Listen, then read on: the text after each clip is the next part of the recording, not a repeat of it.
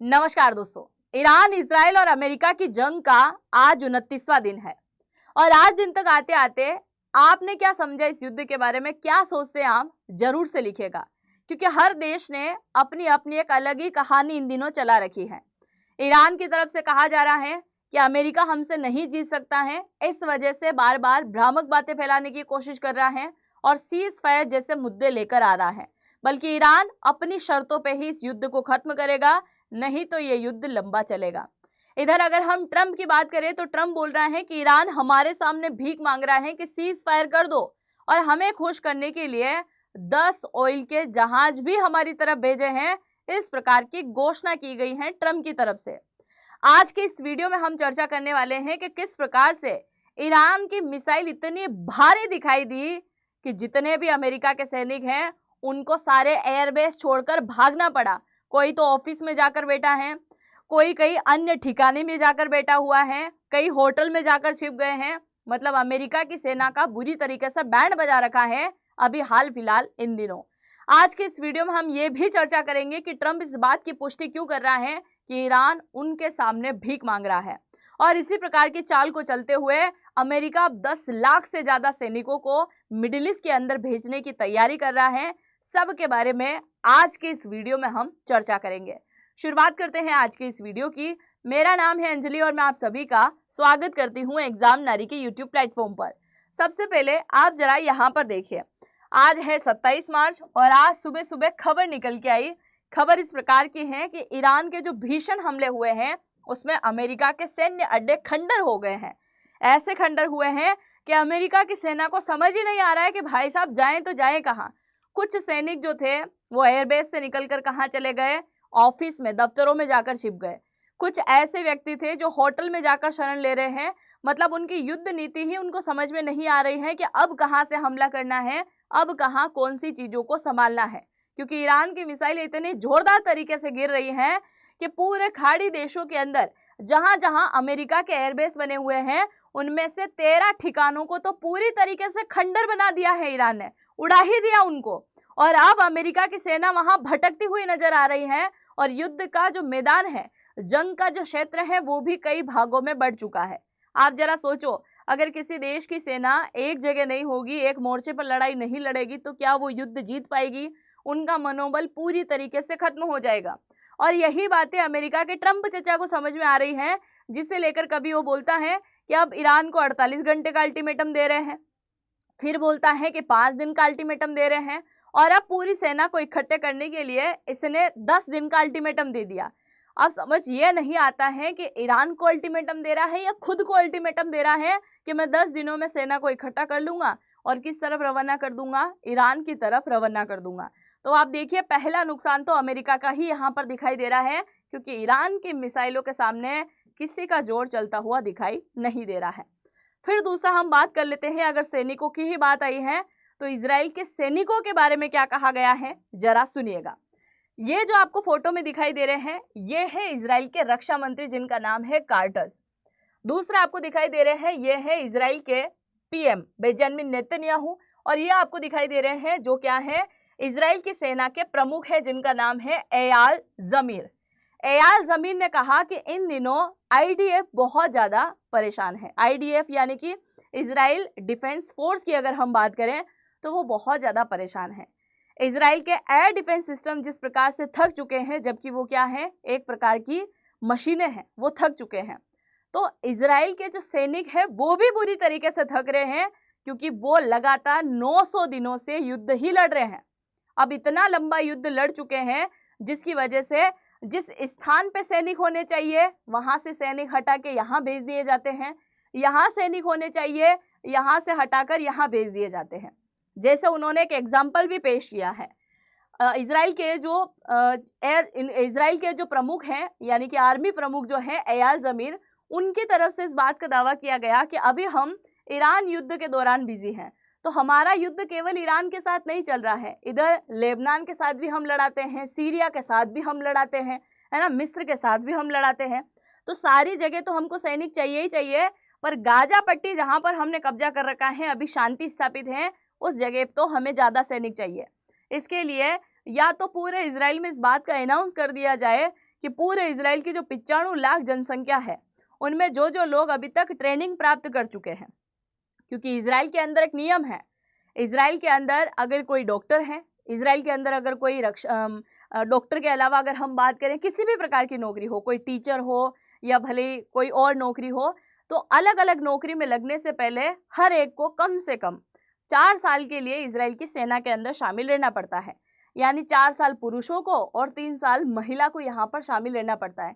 यानी इजराइल के जितने भी डॉक्टर हैं, इजराइल के जितने भी शिक्षक हैं, सब के सब क्या हैं, एक तरीके से आर्मी उन्होंने देखा होता है। इसलिए इजराइल के अंदर ये घोषणा जल्द ही होने वाली है कि जितने भी इजराइल के व्यक्ति हैं जो अभी तक आर्मी की ट्रेनिंग कर चुके हैं, उन्हें वापस इजराइल की सेना में शामिल होना होगा, तभी पूरा देश एक साथ मिलकर जंग लड़ पाएगा, नहीं तो ये जंग हम हारते हुए दिखाई दे रहे हैं। अब ये समझ में नहीं आता है कि किस हिसाब से बोल रहे हैं कि ये जंग हार रहे हैं। एक तरफ ये ऐसी घोषणा कर रहे हैं ईरान को गुमराह करने के लिए, और दूसरी तरफ इजराइल लगातार हमला कर रहा है। किसके ऊपर हमला कर रहा है? लेबनान के ऊपर हमला कर रहा है, और लेबनान की कई सारी जमीन को कब्जाने का कार्यक्रम भी शुरू कर दिया है। वो प्रोजेक्ट जो इजराइल ने काफी टाइम पहले बनाया था, द ग्रेटर इजराइल का, और अब वो द ग्रेटर इजराइल के ऊपर वर्क कर रहा है कि खाड़ी देश में ऐसे कई सारे देश हैं जिनके ऊपर कब्जा करके उन्हें इजराइल की भूमि में शामिल करेगा। एक टाइम आंसू जितना छोटा सा दिखाई देता था इजराइल, इतना सा बड़ा, आज इजराइल कितना बड़ा हो चुका है, इतना बड़ा। और एक टाइम जो फिलिस्तीन है वो बड़ा दिखाई देता था, आज फिलिस्तीन 2 जगह है, ये है वेस्ट वाला इलाका, ये है गाजा वाला इलाका, इसके अलावा क्या बचा हुआ है? कुछ नहीं है।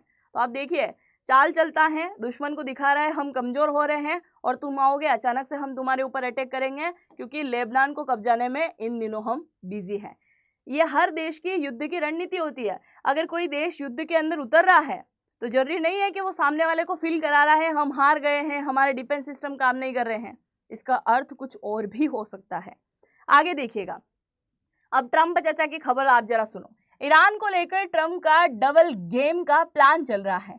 मिडिल ईस्ट के अंदर 10,000 सैनिक भेजने का विचार कर रहा था आज सुबह तक, है ना, आज सुबह तक। और अभी बज रहे हैं दोपहर के 2।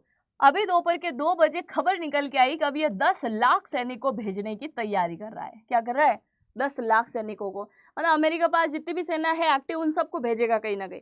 तो 10 लाख सैनिकों को भेजने की तैयारी कर रहा है। नई भर्ती भी यहाँ पर शुरू करने वाला है। अभी बोल रहा है कि 10 दिन इनके ऊपर पूरी तरीके से हमला नहीं किया जाएगा, और अब जो हमला होगा वो इतना भयानक होगा कि हमले में केवल हमें एक ही चीज करना है, ईरान का जो भी तेल क्षेत्र है उसके ऊपर कब्जा किया, युद्ध खुद ब खुद खत्म। क्योंकि ईरान की अर्थव्यवस्था हमारे हाथों में आ जाएगी, ईरान को झुकना पड़ेगा, और झुकाने के लिए ये इसकी रणनीति है। अब इसने बोला था ना 22 मार्च को 48 घंटे का आखिरी अल्टीमेटम, 23 मार्च को बोला था 5 दिन का आखिरी अल्टीमेटम, अब क्या बोला है 6 अप्रैल तक का आखिरी अल्टीमेटम। और आप इस बात को लिख लीजिए कि 23 अप्रैल, इसने 6 अप्रैल का बोला है ना, 6 अप्रैल से पहले अमेरिका हमला कर देगा अगर ईरान नहीं माना तो। क्योंकि ट्रंप हमेशा फेंकने का काम करता है, झूठ बोलता है, इतना झूठा है जिसकी हद नहीं है। ट्रंप ने क्या बोला था? भारत पाकिस्तान का सीज फायर मैंने करवाया, इवन पूरी दुनिया में 8 से ज्यादा युद्ध मैंने रुकवाए, बोला है ना, इसने कई बार बोला है। यहाँ तक कि अभी ईरान को लेकर भी बदनामी कर रहा है कि ईरान उसके सामने बोल रहा है कि युद्ध को रोक दो। कुछ समय बोल रहा था कि ईरान के विदेश मंत्री अरागची के और उनके बीच में बातें चल रही हैं, और जबकि ईरान बोल चुका है कि हमारे पास में तो ऐसी कोई खबर ही नहीं है, कहाँ बातचीत चल रही है। तो कितना फेंकता है, आप जरा देखो कितना फेंक रहा है, बोल रहा है कि नहीं ऐसा ऐसा है, बल्कि इसकी रणनीति है ना। थोड़े टाइम पहले इसने क्या बोला था कि मैं जितने भी ईरान के अभी तक मैंने खामनेई वगैरह को सबको मार दिया, 40 लीडर को मारा है, अब मैं नहीं चाहता कि नई मौत हो, नया लीडर मरे। क्यों बोल रहा था ऐसा? क्योंकि चाहता था कि जो लीडर जहां छुपे हुए हैं, सार्वजनिक तरीके से बाहर नहीं आ रहे हैं, कम से कम वो बाहर आए। जैसे वो बाहर आए, उनका चेहरा देखा, उनके ऊपर भी गिरा दिया मिसाइल, कुछ न कुछ कर दिया, धमाके कर दिया, मार दिया उनको भी। तो ये चाल है ट्रंप की। ऐसा नहीं है कि बहुत अच्छा बन गया है, ये चाहता है कि वो बाहर निकले और इनके ऊपर भी कार्रवाई करे और पूरी तरीके से मार दे।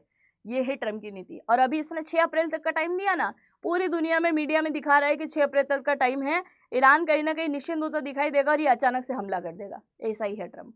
आगे देखिए, ईरान के ऊर्जा ठिकाने पर हमले की डेडलाइन बढ़ी, खुद ही डिसाइड कर रहा है, खुद ही बढ़ा रहा है। आगे बोल रहा है कि ईरान हमें खुश करने के लिए 10 से ज्यादा ऑयल के जहाज हमारे लिए रवाना कर चुका है। अब देखो जरा खबर किस प्रकार से लग रही है, सोचने में आ रहा है कि ईरान कैसे ऑयल के जहाज भेज सकता है। खबर थोड़ी अलग है, आप इसको सुनो जरा। खबर इस प्रकार की है खबर इस प्रकार की है कि अभी हॉर्मुज स्ट्रेट से कई प्रकार के जहाज निकले थे ना, कई प्रकार के जहाज निकले। उनमें से लगभग 10 जहाज ऐसे थे जिनके ऊपर पाकिस्तान का फ्लैग लगा हुआ था। पाकिस्तान का फ्लैग लगा हुआ और पाकिस्तान के फ्लैग लगे हुए 10 जहाज़ों को अभी हाल ही में ईरान ने निकलने दिया। क्यों निकलने दिया? क्योंकि ईरान के अधिकारी से उसने परमिशन ली और परमिशन लेने के बाद में वो निकलने दे रहा है। क्यों? क्योंकि ईरान बोलता है कि मित्र देशों को मैं नहीं रोकूंगा, भारत को भी नहीं रोकता है, पाकिस्तान को भी नहीं रोकेगा, क्योंकि पाकिस्तान हमेशा यूएन के अंदर उसे बचाने की कोशिश करता है। भाईचारा चरम पे है ना, वो अमेरिका का साथ नहीं देता इस मामले में, इसीलिए वो चाहता है कि शांति वार्ता कर दी जाए। अब ईरान ने जैसे यहाँ से जहाज निकलने दिए और ये खबर कल निकल के आई थी कि भाई पाकिस्तान चाहता है मध्यस्थता कराना, तो अब ट्रंप ने इस बात को ले लिया उल्टा। वो बोल रहे हैं कि पाकिस्तान मध्यस्थता कराना चाहता है और पाकिस्तान ने कुछ कहा है ईरान को, इसलिए वो हमें खुश करने के लिए यहाँ से जहाज निकलने दे रहा है ताकि जल्द से जल्द मध्यस्थता हो जाए। कितना मतलब सब बातों को घुमा घुमा के उल्टा ले लिया, जबकि उनका कोई अलग अर्थ है। वो क्या चाह रहे हैं? भाई साहब ठीक है, तुमको निकलना है, निकलने दे रहे हैं, ऐसा कुछ नहीं है, कुछ भी मतलब इसके हिसाब से इसने सोच लिया। आगे देखो, ये बात तो वाकई में 100% फेक है। आपको क्या लगता है? आप जरूर सोचिएगा, क्योंकि वो ईरान जो बोल रहा है कि हमारी शर्तें नहीं मानी तो हम युद्ध नहीं रोकेंगे, और इधर ट्रंप क्या बोल रहा है सुनिएगा। ईरान डील के लिए बेचैन है। ट्रंप चचा का स्टेटमेंट है ये कि ईरान जो है डील करने के लिए बड़ा बेचैन हुए जा रहा है। डोनाल्ड ट्रंप ने गुरुवार को यह भी कहा था कि यह पूरी तरीके से फेक है कि अमेरिका डील चाहता है ना, ये फेक है कि अमेरिका डील चाहता है, मैं डील नहीं करना चाहता हूं, असल में वे डील करने के लिए भीख मांग रहे हैं। कौन? ईरान। आगे सुनिए, जिसने वहां हो रही घटनाओं को देखा होगा वो समझ जाएगा कि ईरान डील क्यों नहीं करना चाहते हैं। ईरान डील क्यों करना चाहते हैं, माफ कीजिएगा, ईरानी डील क्यों करना चाहते हैं। वह पूरी तरह कमजोर हो चुके हैं और बातचीत करना चाहते हैं। ये स्टेटमेंट आता है ट्रंप चचा की तरफ से। कितना फेंक रहा है, मतलब 100% फेंक रहा है, तो लोगों को भी पता चल रहा है। और हालांकि अमेरिका की मीडिया को वहां तक जाने की परमिशन ही नहीं दी है तुमने। जहां जहां अमेरिका के बेस बने हुए हैं, जहां जहां खंडर बन गए हैं, जहां जहां नुकसान हुआ है, वो कहाँ आ रहे हैं मीडियम? नहीं, ईरान के अंदर जो नुकसान हो रहा है वो पूरी दुनिया देख रही है, तो वो भी दिखा देना चाहिए। हम किसी का पक्ष नहीं ले रहे हैं कि ईरान यहाँ बहुत अच्छा हो गया है, नहीं। ईरान जो अभी हॉर्मुज स्ट्रेट को लेकर कर रहा है वो वाकई में बहुत गलत है, क्योंकि पूरी दुनिया को कहीं ना कहीं अर्थव्यवस्था उथल पुथल हो रही है इसकी वजह से। किसकी वजह से? ईरान की वजह से। और ईरान बोल रहा है कि हॉर्मुज के अंदर टैक्स वसूल करेगा।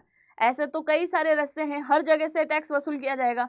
फिर भारत की बात करें तो भारत के यहाँ से तो और ज़्यादा जहाज निकलते हैं, भारत को और ज़्यादा टैक्स लेने चाहिए ना, अंडमान निकोबार के आसपास वाले इलाके में। देखिए जरा, तो अब इस प्रकार की बातें निकल के आ रही हैं। ट्रंप जिस प्रकार से गुमराह कर रहा है कि कुछ ही समय के अंदर वो अटैक नहीं करेगा, 6 अप्रैल तक की छूट दे रहा है, बल्कि 6 अप्रैल से पहले हमला कर देगा। आपको याद है ना, भारत पाकिस्तान के युद्ध के दौरान भारत बोल रहा है कि आज मॉक ड्रिल होगी और उसी रात ऑपरेशन सिंदूर स्टार्ट हो गया था। तो ये हर देश की नीति है, वो क्या करता है, बताता कुछ और है, कर कुछ और देता है। ऐसी ही चीज़ें इन दिनों चल रही हैं। तो आई होप मैंने जो आपको जानकारी दी है वो आपको समझ में आया होगा कि ट्रंप किस प्रकार की चाल चलता है। इधर इजराइल अपने आप को बता रहा है कि हम कमज़ोर हो गए हैं, ईरान इधर खुशियां मनाना शुरू करेगा और फिर ये दोनों मिलकर इसको ठोकना शुरू कर देंगे। ये तो करेंगे ही, पर आसपास के खाड़ी देश में अब ये बात निकल के आई थी कुछ समय पहले कि सऊदी अरब बोल रहा है कि ईरान को तब तक मत छोड़ो जब तक इसके मिसाइल सिस्टम पूरी तरीके से खत्म ना हो जाए। कुछ समय बाद खबर निकल के आती है कि सऊदी अरब ने ऐसा कुछ बोला ही नहीं है। अब देखिए, बहुत प्रकार की चीज़ें यहाँ पर निकल के आ रही है। अब आप जो भी सोचते हैं अपनी राय को जरूर से कमेंट सेक्शन में लिखिएगा, और अगर आप मुझे इंस्टाग्राम पे फॉलो करना चाहें तो कर लीजिएगा। अंजलि वॉइस के नाम से आपको मेरी आईडी मिल जाएगी, है ना। अंजलि वॉइस के नाम से आपको मेरी आईडी मिलेगी, जिस पे आप जाके टैप करेंगे आपको मिल जाएगा। और अगर आप जनरेटिव एआई को सीखना चाहते हैं तो इसी वीडियो के कमेंट सेक्शन में पहला कमेंट मैंने पिन कर रखा है एग्जाम नारी के नाम से, उस पर जाके टैप कीजिएगा। नाम, मोबाइल नंबर, ईमेल आईडी आपको डालना है, और डिस्काउंट प्राप्त करने के लिए नारी 100 कोड का आपको इस्तेमाल करना होगा, जिससे आपको अच्छा खासा डिस्काउंट मिल जाए, है ना। ये है नारी 100 कोड, नारी कैपिटल में लिखना है, फिर 100 लगाना है। तो आई होप समझ में आया होगा। चैनल पर पहली बार आए हैं तो सब्सक्राइब जरूर से कर दीजिएगा। बहुत बहुत धन्यवाद। जय हिंद, जय भारत।